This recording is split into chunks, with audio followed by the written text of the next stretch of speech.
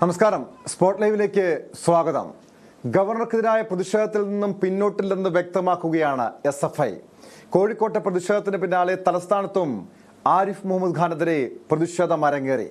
Thiruvananthapuram dental കോളേജിലെ പരിശോധനയ്ക്ക് ശേഷം മടങ്ങിയ ഗവർണർക്ക് നേരെ പട്ടത്ത് വെച്ച് SFI പ്രവർത്തകർ കരിങ്കൊടി കാട്ടുകയായിരുന്നു. തനിക്ക് ആരോഗ്യ പ്രശ്നങ്ങളൊന്നുമില്ലെന്നും ഗവർണർ ന്യൂസ് 18നോട് വ്യക്തമാക്കി. I should allow them to attack me, break the pain of the... Yes, how is your health? My health is good, thank God. Aishwarya Anil ചേരുന്നുണ്ട് തിരുവനന്തപുരത്ത് നിന്ന്. ഐശ്വര്യ, കഴിഞ്ഞ ദിവസങ്ങളിലെ ഗവർണറുടെ ഒരു ശരീരഭാഷയല്ല നമുക്ക് കാണാൻ കഴിഞ്ഞത്. കഴിഞ്ഞ ദിവസങ്ങളിലൊക്കെ, അതായത് തിരുവനന്തപുരത്തും പിന്നീട് ഇന്നലെ കോഴിക്കോട്ടും SFIയുടെ വെല്ലുവിളി ഏറ്റെടുത്തുകൊണ്ട് SFIയുടെ പ്രതിഷേധത്തെ നേരിടാൻ തന്നെ ഒരുങ്ങി നിന്ന ഗവർണർ ഇന്ന് അല്പം പിന്നോട്ട് പോകുന്നൊരു കാഴ്ച കാണാൻ കഴിയുന്നു. അതായത് SFIയെ കൂടുതൽ പ്രകോപിപ്പിക്കേണ്ടതില്ല എന്ന ഒരു നിലപാടിലേക്ക് ഗവർണർ മാറുകയാണോ?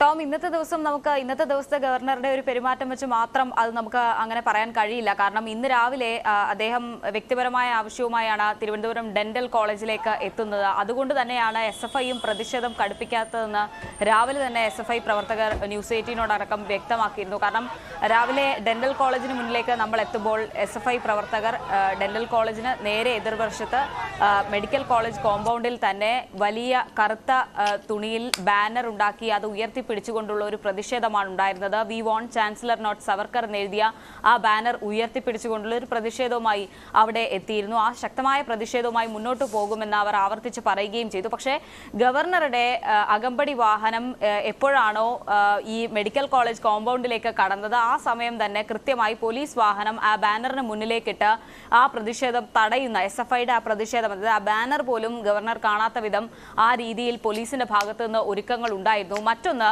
ഗവർണറുടെ റൂട്ടാണ്. അതായത് ഈ കരിങ്കൊടി കാണിക്കണമെങ്കിൽ പോലും ഏത് വഴിയായിരിക്കും ഗവർണർ ഒരു സ്ഥലത്തേക്ക് പോവുക എന്നത് സംബന്ധിച്ച് കൃത്യമായ ഒരു ധാരണയുണ്ടെങ്കിൽ മാത്രമേ അത്തരത്തിലുള്ള പ്രതിഷേധങ്ങൾ ഉണ്ടാവാൻ സാധ്യതയുള്ളൂ. പക്ഷേ ഇത്തവണ ഗവർണറുടെ റൂട്ട് ഏതായിരിക്കുമെന്ന് വളരെ രഹസ്യമായി പോലീസ് സൂക്ഷിച്ചു. ഇന്ന് ഡെന്റൽ കോളേജിലേക്ക് വന്നതുപോലും സാധാരണഗതിയിൽ ഗവർണർ വരുന്ന റൂട്ടിലല്ല, ഇട റോഡുകളിലൂടെയൊക്കെ സഞ്ചരിച്ചാണ് ഗവർണറെ ഡെന്റൽ കോളേജിലേക്ക് എത്തിച്ചത്. അവിടെ അതിനുശേഷം തിരിച്ച് അതേ റൂട്ടിൽ പോകുമെന്നുള്ള ഒരു കണക്കുകൂട്ടൽ SFIക്ക് ഉണ്ടായിരുന്നു. അതുകൊണ്ടാണ് പട്ടത്തും മരപ്പാലത്തുമൊക്കെ പ്രതിഷേധ സാധ്യതയുണ്ടെന്നുള്ള വിവരം ലഭിച്ചതും അവിടേക്ക് കൃത്യമായി പോലീസ് തമ്പടിച്ചതും. പക്ഷേ പട്ടത്ത് SFI ജില്ലാ കമ്മിറ്റിയുടെ നേതൃത്വത്തിൽ വലിയ പ്രതിഷേധം, കരിങ്കൊടി പ്രതിഷേധം ഉണ്ടായി എന്നുള്ളതാണ്. അതായത് വലിയ പോലീസ് അകമ്പടിയൊക്കെ ഭേദിച്ചുകൊണ്ട്, അല്ലെങ്കിൽ ആ പോലീസുകാരെയൊക്കെ ആ പോലീസ് തീർത്ത പ്രതിരോധമൊക്കെ മറികടന്നുകൊണ്ടുള്ള ഒരു പ്രതിഷേധമാണ് പട്ടത്ത് SFIയുടെ ഭാഗത്തു നിന്ന് കണ്ടത്. ഇനിയും വരും മണിക്കൂറുകളിലും ഈ പ്രതിഷേധങ്ങൾ ഗവർണർക്കെതിരെ ഉണ്ടാകുമെന്ന് ആവർത്തിച്ച് പറയുകയാണ് SFI. ഒരു തരത്തിലും ഈ പ്രതിഷേധത്തിൽ നിന്ന് പിന്നോട്ടില്ല. കാരണം രണ്ട് പ്രധാനപ്പെട്ട കാര്യങ്ങളാണ്. ഒന്ന്, സർവകലാശാലകളെ കാവ്യവൽക്കരിക്കുന്നു എന്നുള്ള ആരോപണം SFIക്കുണ്ട്.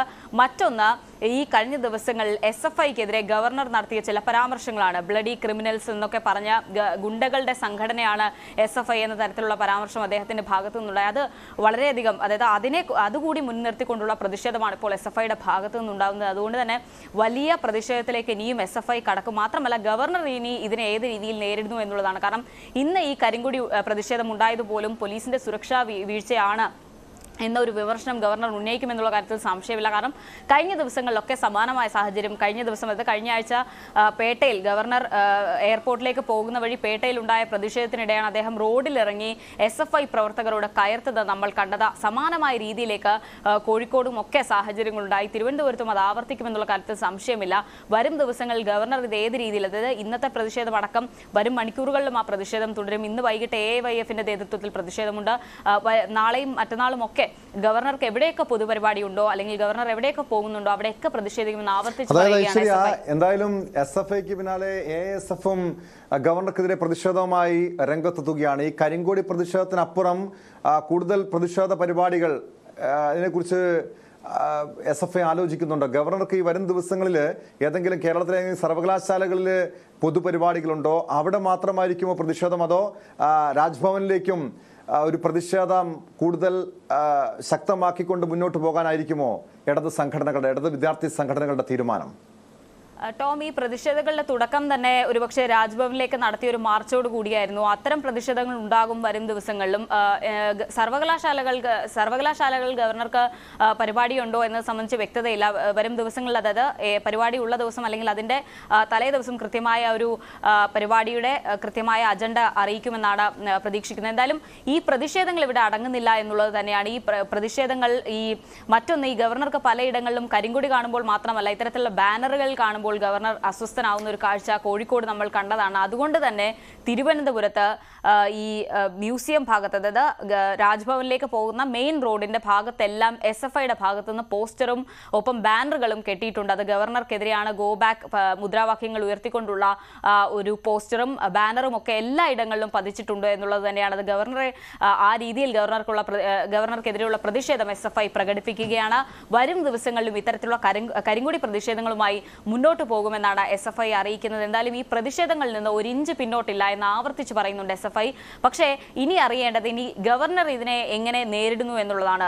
കാലിക്കറ്റ് സർവകലാശാലയിൽ അല്ലെങ്കിൽ അതുമായി ബന്ധപ്പെട്ട കോളേജുകളിൽ മാത്രമല്ല, ഇവിടെ തിരുവനന്തപുരത്തായാലും അല്ലെങ്കിൽ സംസ്ഥാന വ്യാപകമായി എല്ലാ കോളേജുകളിലും ചാൻസലർക്കെതിരെ ഈ രീതിയിൽ പോസ്റ്ററുകളും ബാനറുകളും ഉയരുന്നു. അത് ഗവർണറെ വലിയ രീതിയിൽ, ഗവർണർക്ക് അതിൽ ബുദ്ധിമുട്ടുണ്ട് അല്ലെങ്കിൽ അതിൽ പ്രതിഷേധമുണ്ട്. അത് പല ഘട്ടങ്ങളായി അദ്ദേഹം പ്രകടിപ്പിക്കുകയും ചെയ്തു. അതുകൊണ്ട് തീർച്ചയായും ഐശ്വര്യ സൂചിപ്പിച്ചതുപോലെ ഗവർണർ SFIയുടെ പ്രതിഷേധത്തെ എങ്ങനെ നേരിടുമെന്നത് തന്നെയാണ് രാഷ്ട്രീയ കേരളം ഉറ്റുനോക്കുന്നത്. അതിനിടെ ഗവർണർക്കെതിരെ രൂക്ഷ വിമർശനവുമായി മുഖ്യമന്ത്രി രംഗത്തെത്തി. മിഠായി തെരുവിലൂടെ നടന്ന ഗവർണർ പ്രോട്ടോകോൾ ലംഘിച്ചെന്നും ഇതുപോലൊരു സ്ഥാനത്തിരിക്കുന്നയാൾ ചെയ്യേണ്ട കാര്യമല്ലെന്നും മുഖ്യമന്ത്രി വിമർശിച്ചു. കേരളത്തിലെ ക്രമസമാധാനം ഗവർണർക്ക് മനസ്സിലായിട്ടുണ്ടാകുമെന്നും പിണറായി വിജയൻ തുറന്നടിച്ചു. ചില കാര്യങ്ങൾ മനസ്സിൽ വെച്ചുകൊണ്ടായിരിക്കുമല്ലോ അദ്ദേഹം ഇറങ്ങിയിട്ടുണ്ടാകുക. അതെന്തായിരുന്നു മനസ്സിൽ ഉദ്ദേശിച്ചതെന്ന് അദ്ദേഹം തന്നെ വ്യക്തമാക്കേണ്ടതാണ്. അപ്പോൾ അദ്ദേഹത്തിന് എതിരെ പ്രതിഷേധം ഉയർന്നത്, അത് സാധാരണഗതിയിൽ പ്രതിഷേധിക്കേണ്ട ഒരു കാര്യം അദ്ദേഹം ചെയ്തപ്പോൾ അതിനെതിരെയുള്ള പ്രതിഷേധമായിട്ട് ഉയർന്നതാണ്. അതിന് മറ്റു മാനങ്ങൾ കാണേണ്ടതായിട്ടില്ല. അദ്ദേഹം കണ്ടതുപോലെ ഗുണ്ടകളോ ക്രിമിനലുകളോ അല്ലെങ്കിൽ മറ്റ് വിശേഷണ പദങ്ങൾ വെച്ചല്ലോ, ആ വിശേഷണ പദങ്ങളൊന്നും ചേരുന്നവരല്ല ഇത് നടത്തിയത്. നമ്മുടെ നാടിൻ്റെ ഭാവി വാഗ്ദാനങ്ങളായ വിദ്യാർത്ഥികൾ അവരുടെ മേഖലയിൽ ചെയ്യാൻ പാടില്ലാത്തൊരു കാര്യം ചാൻസലർ എന്ന നിലക്ക് അദ്ദേഹം ചെയ്തപ്പോൾ ആ ചാൻസലറുടെ നടപടിയെ ചോദ്യം ചെയ്യുക എന്താണ് ഉണ്ടായിട്ടുള്ളത്. അത് സമ്മതിക്കില്ല എന്ന് വന്നപ്പോൾ അതിനെതിരെ കൂടുതൽ ശക്തമായ പ്രതിഷേധം ഉയർത്താനും അവർ തയ്യാറായിട്ടുണ്ട്. അത് ജനാധിപത്യ സംവിധാനത്തിൻ്റെ കരുത്തും കേരളത്തിൻ്റെ പ്രത്യേകതയും തന്നെയാണ് കാണിക്കുന്നത്. ഈ സാധാരണ പ്രോട്ടോക്കോളൊക്കെ ലംഘിച്ച് ഇറങ്ങിയത് സാധാരണ പ്രോട്ടോക്കോളിന് വിരുദ്ധമായിട്ടുള്ള കാര്യമാണ്. അത് നമ്മുടെ ഇതുപോലുള്ള സ്ഥാനത്തിരിക്കുന്നവർ ചെയ്യേണ്ട ഒരു നടപടിയല്ല. നേരത്തെ മുൻകൂട്ടി അറിയിക്കുക, അതനുസരിച്ചിട്ടുള്ള നടപടികൾ സ്വീകരിക്കുക, അതൊക്കെയാണ് സാധാരണയുള്ളത്. പക്ഷേ ഇതിനുള്ളൊരു മറ്റൊരു പ്രത്യേകത അദ്ദേഹത്തിന് മനസ്സിലായിട്ടുണ്ടോ? സർക്കാർ ഗവർണർ പോരിലേക്ക് അത് കൂടുതൽ ശക്തമാകുന്നു, തീവ്രമാകുന്നു എന്ന് തന്നെയാണ് നമ്മളിപ്പോൾ മുഖ്യമന്ത്രിയുടെ വാക്കുകളിൽ നിന്ന് മനസ്സിലാക്കേണ്ടത്. ഇന്നലെ തന്നെ ഗവർണർ മുഖ്യമന്ത്രിക്കെതിരെ രൂക്ഷമായ വിമർശനമായിരുന്നു ഉന്നയിച്ചത്. മുഖ്യമന്ത്രി ഇറക്കിവിട്ട ക്രിമിനൽ സംഘങ്ങളാണ് SFI പ്രവർത്തകർ എന്ന് പോലും കടുത്ത ഭാഷയിൽ ഗവർണർ വിമർശനം ഉന്നയിച്ചിരുന്നു. അതിന് കൃത്യമായി തന്നെ മറുപടി നൽകിയിരിക്കുകയാണ് മുഖ്യമന്ത്രി പിണറായി വിജയനും. ഇതൊരു പക്ഷേ ഏത് രീതിയിലേക്കായിരിക്കും ഐശ്വര്യ കാര്യങ്ങൾ പോകുന്നത്? കാരണം ഗവർണർക്കെതിരെ കേന്ദ്രത്തെ സമീപിക്കാനും ഒരുങ്ങുകയല്ലേ സർക്കാർ? ഇരുവശങ്ങളിൽ നിന്നും അത്തരത്തിലുള്ള നീക്കങ്ങൾ ഉണ്ടാകുമെന്നുള്ള പ്രതീക്ഷയാണ്. അതായത് ആ രീതിയിലുള്ള ചർച്ചകളാണ് നടക്കുന്നത്. കാരണം ഗവർണർ അതിനു മുന്നോടിയായി ഈ രീതിയിൽ സംസ്ഥാനത്ത് ക്രമസമാധാനം തകരുന്ന രീതിയിലേക്ക് കാര്യങ്ങൾ പോകുന്നു, സർക്കാരിന് ഇടപെടാൻ കഴിയുന്നില്ല എന്നൊക്കെ ആവർത്തിച്ച് പറയുന്നുണ്ട്. മറുവശത്ത് സമാനമായി മുഖ്യമന്ത്രിയും ഗവർണർക്കെതിരെ ആഞ്ഞടിക്കുന്ന ഒരു സാഹചര്യമുണ്ട്. അതുകൊണ്ട് തന്നെ ഈ സാഹചര്യങ്ങളിൽ കൃത്യമായി ഇവർ രണ്ടുപേരും, അതായത് മുഖ്യമന്ത്രി ആയാലും ഗവർണർ ആയാലും, നേരത്തെ പലതവണ കേരളം കണ്ടതാണ് ഈ ഗവർണർ മുഖ്യമന്ത്രി പോര് എന്നൊക്കെ നമ്മൾ വിശേഷിപ്പിക്കുന്ന ആ രീതിയിലുള്ള ഒരു വാക്പോരൊക്കെ നമ്മൾ കണ്ടതാണ്. അതിനുശേഷം ഏറ്റവും ഒടുവിൽ ഇത് SFI കൂടി ഇത്തരത്തിലുള്ള പ്രതിഷേധത്തിലേക്ക് ശക്തമായി കടന്നതോടുകൂടിയാണ് ഇത് മറ്റൊരു തലത്തിലേക്ക് കടന്നത്. ഒരുപക്ഷെ നേരത്തെ മുഖ്യമന്ത്രി സംസാരിച്ചപ്പോൾ നമ്മൾ കേട്ടതുപോലെ ഈ പ്രോട്ടോകോൾ ലംഘനമടക്കം നടത്തിക്കൊണ്ട് ഗവർണർ റോഡിലിറങ്ങി അവർക്കെതിരെ SFI പ്രവർത്തകർക്കെതിരെ രംഗത്തെത്തുന്ന ഒരു കാഴ്ചയൊക്കെ വളരെ അപൂർവമായിരുന്നു. അതുപോലും കേരളം കണ്ടു ഈ കഴിഞ്ഞ ദിവസങ്ങൾ. എന്തായാലും വരും ദിവസങ്ങളിൽ എന്ത് നീക്കം ഗവർണറുടെ ഭാഗത്തു നിന്നുണ്ടാകും എന്നുള്ളത് നിർണായകമാണ്. ഇതിനു മുൻപും പല ഘട്ടങ്ങളിലും ഇത് കോൺഗ്രസും ഒരു ഘട്ടത്തിൽ ആയുധമാക്കുന്നുണ്ട്. കാരണം മുൻപും പലതവണ ഇത്തരത്തിൽ വാക്പോരുകൾ ഉണ്ടായിട്ടുണ്ട്, പല തർക്കങ്ങൾ ഉണ്ടായിട്ടുണ്ട്. പക്ഷേ അതെല്ലാം അവസാനം സെറ്റിൽമെന്റിലേക്ക് എത്തുന്നു എന്നുള്ള വിമർശനമാണ് ഈ ഘട്ടത്തിൽ കോൺഗ്രസ് മുന്നോട്ട് വെക്കുന്നത്. എന്തായാലും ആ വിമർശനം അവിടെ നിൽക്കുന്നു. മറുവശത്ത് ഗവർണറും ഒപ്പം മുഖ്യമന്ത്രിയും ഈ രീതിയിൽ പരസ്പരം വാക്പോരുമായി മുന്നോട്ട് പോവുകയാണ്. ഓരോ ദിവസവും ഓരോ പ്രതിഷേധങ്ങൾ ഉണ്ടാകുന്നു. അതിനെതിരെ ഈ പ്രതിഷേധങ്ങൾ ഉണ്ടാകുമ്പോഴൊക്കെയും ഗവർണർ ആവർത്തിച്ച് പറയുന്നത് ഇതിന് പിന്നിൽ മുഖ്യമന്ത്രിയാണ്, മറ്റാരുമല്ല. ഈ പ്രതിഷേധങ്ങൾ അഴിച്ചുവിടുന്നത് മുഖ്യമന്ത്രിയാണ്. കോഴിക്കോട് ഇത്തരത്തിൽ ബാനറുകൾ സ്ഥാപിച്ചത് പോലീസാണ്, അത് മുഖ്യമന്ത്രിയുടെ നിർദ്ദേശപ്രകാരമാണ് എന്നടക്കമുള്ള വിമർശനങ്ങൾ ഉന്നയിക്കുമ്പോൾ അത് കൃത്യമാണ്. മുഖ്യമന്ത്രിക്ക് നേരെയാണ് കാര്യങ്ങൾ പോയി ചെന്നെത്തുന്നത് എന്നുള്ള കാര്യത്തിൽ സംശയമില്ല. മുഖ്യമന്ത്രിയും തിരിച്ച് ഗവർണർ ഈ നിലവാരത്തിലേക്ക് തരം താഴരുത്, അല്ലെങ്കിൽ ഈ രീതിയിലല്ല ഒരു ഗവർണർ പെരുമാറേണ്ടതെന്ന് ആവർത്തിച്ച് പറയുന്നുണ്ട് മുഖ്യമന്ത്രിയും. ആ വാക്പോർ ഇപ്പോഴും തുടരുകയാണ്. എന്തായാലും പ്രതിപക്ഷവും ഇക്കാര്യം ആയുധമാക്കി എടുക്കുന്നുണ്ട്. പക്ഷേ എവിടെയും ഈ സർവകലാശാലകൾ കാവ്യവൽക്കരിക്കുന്ന അടക്കമുള്ള കാര്യങ്ങളിൽ പ്രതിപക്ഷ പ്രതിഷേധങ്ങൾ ഉണ്ടാകാത്തത് എന്തുകൊണ്ടാണ് എന്നുള്ള ചോദ്യവും ബാക്കിയാവുകയാണ്. എന്തായാലും ആ രീതിയിലുള്ള വിമർശനങ്ങൾ പ്രതിപക്ഷത്തിന്റെ ഭാഗത്ത് നിന്ന് ഈ ഘട്ടത്തിലും ഉണ്ടായിട്ടില്ല. മാത്രമല്ല ചാൻസലറെ, അതായത് ഗവർണറെ സപ്പോർട്ട് ചെയ്തുകൊണ്ടുള്ള ഈ ആദ്യഘട്ടത്തിൽ ഈ പ്രതിഷേധങ്ങൾ ഉണ്ടായപ്പോഴൊക്കെയും ഗവർണറെ സപ്പോർട്ട് ചെയ്തുകൊണ്ടുള്ള ഒരു സ്വാഭാവികമായി അത്തരം ഒരു ചോദ്യം ഇടത് മുന്നണി, ഇടത് നേതാക്കൾ ഉയർത്തുന്നൊരു കഴമ്പില്ലേ ഐശ്വര്യ? കാരണം കോൺഗ്രസിന്റെ ഭാഗത്തുനിന്ന് ഒരു ഘട്ടത്തിൽ പോലും ഗവർണർക്കെതിരെ ഒരു വിമർശനം ഉയരുന്നില്ല. ചില പ്രതികരണങ്ങൾക്കപ്പുറം ഒരു ശക്തമായ പ്രതിഷേധത്തിലേക്ക് ഈ പ്രതിപക്ഷത്തിന്റെ വിദ്യാർത്ഥി സംഘടനകൾ, KSU ഉൾപ്പെടെയുള്ള സംഘടനകൾ ഗവർണർക്കെതിരെ ഒരു പ്രത്യക്ഷ സമരവുമായി രംഗത്തെത്തുന്നില്ല. അത് ഒരുപക്ഷെ SFI ഈ സമരം ഏറ്റെടുത്തത് കൊണ്ടായിരിക്കുമോ കോൺഗ്രസിന്റെ വിദ്യാർത്ഥി സംഘടന അടക്കം ഈ പ്രതിഷേധ പരിപാടികളിൽ നിന്നും പിന്നോട്ട് പോയത്? അതോ ഗവർണർക്കെതിരെ ഒരു തുറന്ന പോര് വേണ്ട എന്നൊരു തീരുമാനമാണോ കോൺഗ്രസിലുള്ളത്? ടോം, ഇക്കാര്യത്തിൽ വലിയ വിമർശനം കോൺഗ്രസിന് നേരെയും KSUവിന് നേരെയും ഉയരുന്നുണ്ട്. കാരണം കേരള സർവകലാശാലയിലടക്കം സെനറ്റ് അംഗങ്ങളെ തെരഞ്ഞെടുത്തപ്പോൾ അതിൽ 17 അംഗങ്ങളുണ്ടെങ്കിൽ എല്ലാം സർവകലാശാല കൊടുത്ത ലിസ്റ്റ് പൂർണ്ണമായും ഒഴിവാക്കിക്കൊണ്ട് BJPയുടെ ലിസ്റ്റാണ് ഗവർണർ അംഗീകരിച്ചത് എന്ന തരത്തിലുള്ള വിമർശനം ആദ്യഘട്ടത്തിൽ തന്നെ സർവകലാശാലയിലെ ഇടതനുകൂല യൂണിയനുകളൊക്കെ തന്നെ അക്കാര്യം ചൂണ്ടിക്കാട്ടി രംഗത്തെത്തിയിരുന്നു. അതിന് പിന്നാലെയാണ് SFI കടുത്ത സമര പോരാട്ടങ്ങളുമായി രംഗത്തെത്തിയത്. പക്ഷേ അവിടെ എന്തുകൊണ്ട് KSU മൗനം പാലിക്കുന്നു എന്നുള്ള ചോദ്യം പ്രസക്തമാണ്. അത്തരത്തിലുള്ള വിമർശനങ്ങൾ KSUവിന് നേരെ ഉയരുന്നുണ്ട്. മാത്രമല്ല ഈ SFIയുടെ പ്രതിഷേധം, അന്ന് ഞാൻ നേരത്തെ സൂചിപ്പിച്ചതുപോലെ തിരുവനന്തപുരത്ത് എയർപോർട്ടിലേക്ക് പോകുന്ന വഴി പേട്ടയിലുണ്ടായ പ്രതിഷേധം, അന്ന് ഗവർണർ റോഡിലിറങ്ങി SFI പ്രവർത്തകരോട് കയർത്തപ്പോൾ അന്ന് ഗവർണറെ പിന്തുണച്ചുകൊണ്ടാണ് പ്രതിപക്ഷ നേതാവും ഒപ്പം KPCC അധ്യക്ഷനും ഒക്കെ രംഗത്തെത്തിയത്. അത് എന്തുകൊണ്ടാണ് ഗവർണർക്ക് കൂട്ടുനിൽക്കുന്നത് എന്നുള്ള ചോദ്യവും പ്രസക്തമായി തന്നെ ഉയരുന്നു. എന്തുകൊണ്ടാണ് ഈ കാര്യത്തിൽ ഗവർണറെ എതിർക്കാത്തത്? ഈ രീതിയിൽ സർവകലാശാലകൾ അനധികൃതമായി ഇടപെടൽ നടത്തുന്നു എന്നുള്ള ആരോപണം നിൽക്കുന്ന ഘട്ടത്തിൽ എന്തുകൊണ്ട് ആ ആരോപണത്തെ പ്രതിപക്ഷം ഏറ്റെടുക്കുന്നില്ല എന്നുള്ള ചോദ്യവും പ്രസക്തമായി തന്നെ ഉയരുന്നു. എന്തായാലും അക്കാര്യങ്ങൾക്ക് ഇതുവരെ പ്രതിപക്ഷം മറുപടി പറഞ്ഞിട്ടില്ല എന്ന് മാത്രമല്ല ഈ സമരങ്ങളിൽ ഒരു ഘട്ടത്തിൽ പോലും KSU മുന്നോട്ട് വന്നിട്ടില്ല എന്നതുകൂടി ചേർത്ത് വായിക്കണം. അത് തന്നെയാണ് വിവരങ്ങൾ നൽകിയത്. ഗവർണർക്കെതിരെ പ്രതിഷേധം കൂടുതൽ ശക്തമാക്കുകയാണ് SFI. വരും ദിവസങ്ങളിലും കൂടുതൽ പ്രതിഷേധ പരിപാടികൾ, പ്രക്ഷോഭങ്ങൾ സംഘടിപ്പിക്കാൻ തന്നെയാണ് SFIയുടെ തീരുമാനം. ഗവർണറെ ഒരു സർവകലാശാലയിലും കയറ്റില്ല എന്ന നിലപാട്, അതായത് ഓരോ ഗവർണർ പങ്കെടുക്കുന്ന പരിപാടികളിലെല്ലാം ഇതേ രീതിയിൽ തന്നെ കരിങ്കൊടി പ്രതിഷേധത്തിനപ്പുറം കൂടുതൽ ശക്തമായ പ്രതിഷേധ പരിപാടിയെക്കുറിച്ചും SFI ആലോചിക്കുന്നുണ്ട്. സ്പോട്ട് ലൈവിലേക്ക് തിരികെ എത്താം ഇടവേളയ്ക്ക് ശേഷം.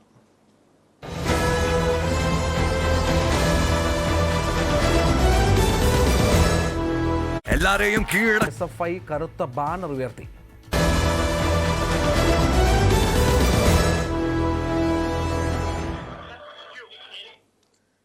സ്പോട്ട് ലൈവിലേക്ക് വീണ്ടും. യൂത്ത് കോൺഗ്രസ് തെരഞ്ഞെടുപ്പിൽ വ്യാജ തിരിച്ചറിയൽ കാർഡ് നിർമ്മിച്ചതിൽ വീണ്ടും കേസെടുത്ത് പോലീസ്. തെരഞ്ഞെടുപ്പ് കമ്മീഷന്റെ പരാതിയിലാണ് കേസെടുത്തത്. തിരിച്ചറിയൽ കാർഡ് വ്യാപകമായി തയ്യാറാക്കിയതായും ശക്തമായ നടപടി വേണമെന്നും കമ്മീഷൻ ആവശ്യപ്പെടുന്നു. അതിനിടെ കേസ് അന്വേഷണം ക്രൈംബ്രാഞ്ചിന് വിടാനും സാധ്യതയുണ്ട്. വാർത്തയുടെ വിശദാംശങ്ങളുമായി ഡാൻ കുര്യൻ ചേരുന്നു. ഡാൻ, നേരത്തെ BJP നേതാക്കളടക്കം നൽകിയ പരാതിയിലായിരുന്നു പോലീസ് ഈ തെരഞ്ഞെടുപ്പ് വ്യാജ തിരിച്ചറിയൽ കാർഡ് നിർമ്മിച്ചതിൽ പോലീസ് കേസെടുത്തു. ഇപ്പോൾ തെരഞ്ഞെടുപ്പ് കമ്മീഷൻ തന്നെ നൽകിയ പരാതിയിൽ പോലീസ് കേസെടുത്തിരിക്കുന്നു. ഏത് രീതിയിലുള്ള നടപടികളായിരിക്കും ഉണ്ടാകാൻ പോകുക? കാരണം നേരത്തെ നടത്തിയ അന്വേഷണത്തിൽ പോലീസിന് നിരവധി യൂത്ത് കോൺഗ്രസ് നേതാക്കന്മാരെ പ്രതി ചേർക്കാൻ കഴിഞ്ഞിരുന്നു, അറസ്റ്റ് ചെയ്യാൻ കഴിഞ്ഞിരുന്നു. പക്ഷേ ഈ കേസിന്റെ അന്വേഷണമൊന്നും പ്രധാനപ്പെട്ട നേതാക്കളിലേക്ക് എത്തിയില്ല. ഒരുപക്ഷെ അത് പോലീസിന്റെ അന്വേഷണത്തിലൊരു വീഴ്ചയായി തന്നെ കാണണോ ഡാൻ? ടോം, ഈ കേസിനൊരു ഗൗരവ സ്വഭാവം കൈവരുന്നു.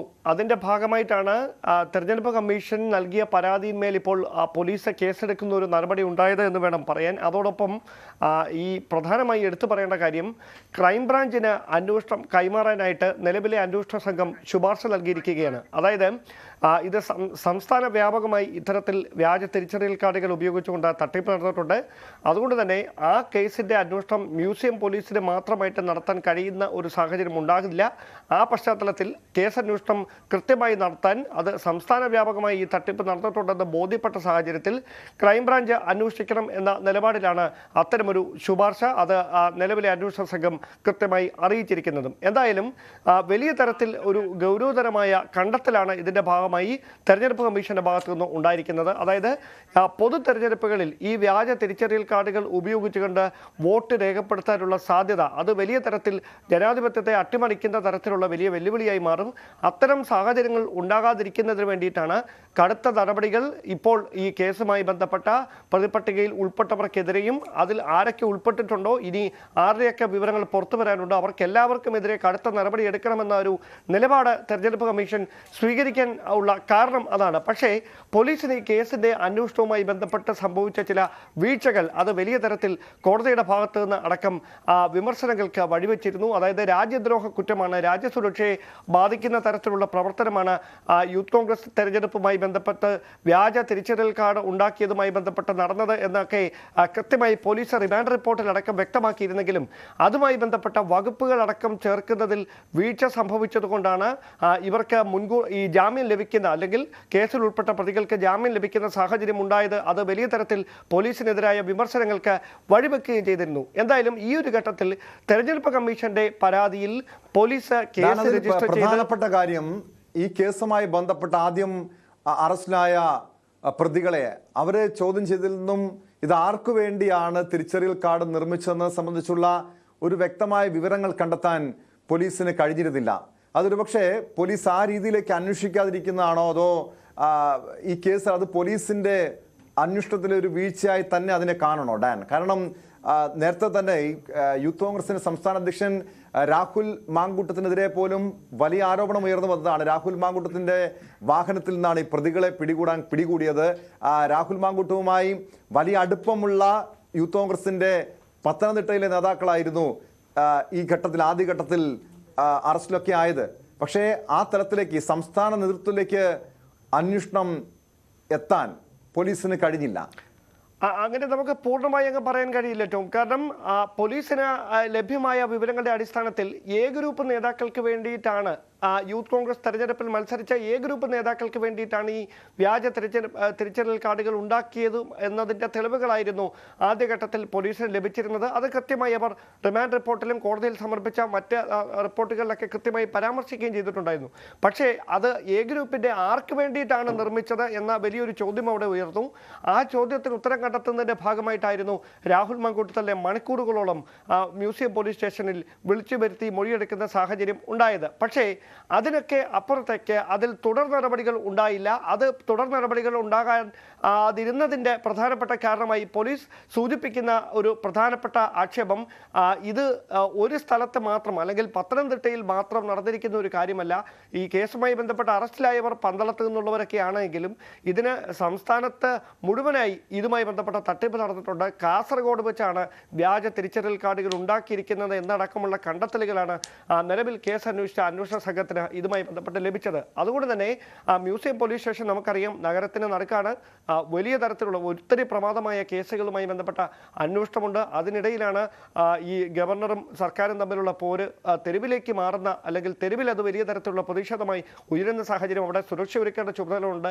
ആ പ്രതിസന്ധികൾക്കൊക്കെ ഇടയിൽ ഈ കേസിന്റെ അന്വേഷണം സുഗമമായി നടത്തിക്കൊണ്ടു പോകാൻ മ്യൂസിയം പോലീസിന് പരിമിതികൾ നേരിടുന്ന പശ്ചാത്തലത്തിൽ കൂടിയാണ് കേസിന്റെ അന്വേഷണം ക്രൈംബ്രാഞ്ചിന് കൈമാറണമെന്നൊരു ശുപാർശ അന്വേഷണ സംഘത്തിന്റെ ഭാഗത്തുനിന്നുണ്ടായിരിക്കുന്നത്. എന്തായാലും ഒരു കാര്യം ഉറപ്പാണ്, തെരഞ്ഞെടുപ്പ് കമ്മീഷന് കൃത്യമായ ചില സൂചനകൾ ഈ യൂത്ത് കോൺഗ്രസ് തെരഞ്ഞെടുപ്പിലെ വ്യാജ തിരിച്ചറിയൽ കാർഡ് ഉപയോഗിച്ചതുമായി ബന്ധപ്പെട്ട് ലഭിച്ചിട്ടുണ്ട്. ആ സൂചനകളുടെ അടിസ്ഥാനത്തിൽ തന്നെയാണ് ഇതിൽ പരാതിയിൽ കഴമ്പുണ്ട്, അല്ലെങ്കിൽ ആരോപണങ്ങൾക്കപ്പുറത്ത് ഇതിൽ കൃത്യമായ വസ്തുതയുണ്ടെന്ന ബോധ്യത്തിന്റെ അടിസ്ഥാനത്തിലാണ് നടപടികൾ കടുപ്പിക്കാനുള്ള തെരഞ്ഞെടുപ്പ് കമ്മീഷന്റെ തീരുമാനം. ആ പശ്ചാത്തലത്തിലാണ് ഇത് പരാതി പോലീസിന് കൈമാറുകയും പോലീസ് അതിൽ കേസ് രജിസ്റ്റർ ചെയ്യുകയും ചെയ്യുന്ന സാഹചര്യം ഉണ്ടായിരിക്കുന്നത്. അപ്പോൾ കൃത്യമായി ആർക്ക് വേണ്ടിയിട്ടാണ് ഇത്തരത്തിൽ ഈ വ്യാജ തിരിച്ചറിയൽ കാർഡുകൾ ഉണ്ടാക്കിയത്, അതിന്റെ ഗുണം ആർക്കാണ് ലഭിച്ചത്, ഈ കാര്യങ്ങളിലേക്ക് കൂടി അന്വേഷണം നീളേണ്ടതുണ്ട്. ആ അന്വേഷണം ഏതെങ്കിലും രാഷ്ട്രീയ നേതാക്കളിലേക്ക് എത്തുമോ, അല്ലെങ്കിൽ യൂത്ത് കോൺഗ്രസിന്റെ സംസ്ഥാന ഭാരവാഹികളായി ഇപ്പോൾ തെരഞ്ഞെടുക്കപ്പെട്ടിരിക്കുന്ന ഏതെങ്കിലും നേതാക്കളിലേക്ക് എത്തുമോ എന്നതാണ് ഇനി ആകാംക്ഷയോടെ ഉറ്റുനോക്കുന്ന ആ കാര്യം. ഡാൻ, തെരഞ്ഞെടുപ്പ് കമ്മീഷൻ വ്യക്തമാക്കിയത് പൊതു തെരഞ്ഞെടുപ്പ് അടക്കം വരാൻ പോകുന്നു. ഈ വ്യാജ തിരിച്ചറിയൽ കാർഡ് ദുരുപയോഗം ചെയ്യാനുള്ള സാധ്യതയുണ്ടെന്നൊക്കെയാണ് തെരഞ്ഞെടുപ്പ് കമ്മീഷന്റെ പരാതിയിൽ ചൂണ്ടിക്കാണിക്കുന്നത്. അതുകൊണ്ട് തന്നെ പോലീസിന് അതല്ലെങ്കിൽ ഒരു പക്ഷേ കേസിന്റെ അന്വേഷണം ക്രൈംബ്രാഞ്ച് ഏറ്റെടുക്കുമ്പോൾ ക്രൈംബ്രാഞ്ചിന് അതീവ ഗൗരവത്തിൽ തന്നെ ഈ കേസിനെ കാണേണ്ടതില്ല. കാരണം ഒരു രാജ്യദ്രോഹ കുറ്റമായി പോലും ഗുരുതര വകുപ്പുകൾ ചുമത്തി പോലും ഈ നിലവിൽ ജാമ്യം കിട്ടിയ നേതാക്കൾക്കെതിരെ ആ രീതിയിലുള്ള വകുപ്പുകൾ ചുമത്തി അവരെ വീണ്ടും അറസ്റ്റ് ചെയ്യാനുള്ള, അതല്ലെങ്കിൽ വീണ്ടും അവരെ കസ്റ്റഡിയിലെടുത്ത് ചോദ്യം ചെയ്യാനുള്ള നീക്കങ്ങളിലേക്ക് ഉടൻ തന്നെ കടക്കാനുള്ള സാധ്യതയുണ്ടോ? അത്തരത്തിലൊരു നീക്കം പോലീസിന്റെ ഭാഗത്ത് നിന്ന് ഉണ്ടാകുമോ പെട്ടെന്ന് എന്നത് നമ്മൾ കാത്തിരുന്ന് തന്നെ കാണേണ്ടി വരും. പക്ഷേ സ്വാഭാവികമായി അവർ ഇതുമായി ബന്ധപ്പെട്ട് ഈ വ്യാജ തിരിച്ചറിയൽ കാർഡുകൾ ഉണ്ടാക്കുന്നതിന് വേണ്ടി ഉപയോഗിച്ച ഉപകരണങ്ങൾ ഇതടക്കം പിടിച്ചെടുത്തിട്ടുണ്ടായിരുന്നു. അപ്പോൾ അങ്ങനെയാണ് അന്വേഷണം കാസർഗോഡേക്ക് എത്തുന്നത്. കാസർഗോഡ് വെച്ചാണ് ഈ വ്യാജ തിരിച്ചറിയൽ കാർഡുകൾ ഉണ്ടാക്കിയിരിക്കുന്നത് എന്ന കൃത്യമായ സൂചനകൾ പോലീസിന് ലഭ്യമായിട്ടുണ്ട്. അത് അവർ പങ്കുവെക്കുന്നുമുണ്ട്. അങ്ങനെയാണെങ്കിൽ ഈ കാസർഗോഡ് വെച്ച വ്യാജ തിരിച്ചറിയൽ കാർഡ് ഉണ്ടാക്കുന്നതിന് നിർദ്ദേശം നൽകിയത് ആരാണ്, അതിനവർക്ക് പണം പ്രതിഫലമായി നൽകിയിരുന്നു, ഇതടക്കമുള്ള കാര്യങ്ങളിലേക്ക് കൂടി അന്വേഷണം നീളും. അങ്ങനെയാണെങ്കിൽ ഇതിന്റെ ഒരു ഗൗരവം ഇങ്ങനെ മാറുന്ന ഒരു സാഹചര്യത്തിൽ ഇപ്പോൾ ജാമ്യം റദ്ദാക്കിയതിനെതിരെ, അതായത് 5 പേർക്ക് ജാമ്യം ലഭിച്ചതിനെതിരെ കൃത്യമായി പോലീസ് കോടതിയിൽ വീണ്ടും റിപ്പോർട്ട് സമർപ്പിക്കുമെന്ന് പറഞ്ഞിരുന്നു. അങ്ങനെയാണെങ്കിൽ ജാമ്യം അവരുടെ റദ്ദാക്കണമെന്ന ആവശ്യം ഉന്നയിച്ചുകൊണ്ടായിരിക്കും കോടതിയെ സമീപിക്കുക. അവിടെ പുതിയ കണ്ടെത്തലുകൾ എന്താണ്, കേസുമായി ബന്ധപ്പെട്ട ഈ 5 പേർക്കെതിരായ ആക്ഷേപങ്ങളിൽ ബലം പകരുന്ന തെളിവുകൾ അത് കൂടുതലായി അന്വേഷണ സംഘത്തിന് ഈ ദിവസങ്ങൾക്കിടയിൽ ശേഖരിക്കാൻ കഴിഞ്ഞിട്ടുണ്ടെങ്കിൽ തീർച്ചയായിട്ടും കോടതിയുടെ മുമ്പാകെ ഈ കേസ് വരുമ്പോൾ അത് അവർക്ക് പ്രതിഭാഗത്തിന് വലിയ തരത്തിൽ ഒരു തിരിച്ചടിയായി മാറും. അത് ഞാൻ നേരത്തെ സൂചിപ്പിച്ച പോലെ രാഹുൽ മാങ്കൂട്ടത്തിൽ ഉൾപ്പെടെയുള്ള യൂത്ത് കോൺഗ്രസിന്റെ പുതിയ സംസ്ഥാന നേതൃത്വത്തിന് നേരെ വിരൽ ചൂണ്ടുന്ന തരത്തിലേക്ക് ആരോപണ ശരകൾ നീളുകയും അതുമായി ബന്ധപ്പെട്ട തെളിവുകൾ കണ്ടെടുക്കുകയും ചെയ്യുന്ന സാഹചര്യമുണ്ടായാൽ ആ സംസ്ഥാന നേതൃത്വം ചുമതല ഏറ്റെടുക്കുന്നതുമായി ബന്ധപ്പെട്ടുണ്ടായ വിവാദങ്ങളുടെ ആക്കം കൂടുന്ന ഒരു സാഹചര്യമായിരിക്കും ഉണ്ടാകുക. വ്യക്തമാണ്. ഡാൻ കുര്യനാണ് വിവരങ്ങൾ നൽകിയത്. യൂത്ത് കോൺഗ്രസ് തെരഞ്ഞെടുപ്പിൽ വ്യാജ തിരിച്ചറിയൽ കാർഡ് നിർമ്മിച്ചതിലാണ് വീണ്ടും പോലീസ് കേസെടുത്തത്. കേസിന്റെ അന്വേഷണം ക്രൈംബ്രാഞ്ചിന് വിടാനും സാധ്യതയുണ്ട്. സ്പോട്ട് ലൈവ് പൂർണ്ണമാകുന്നു. നമസ്കാരം.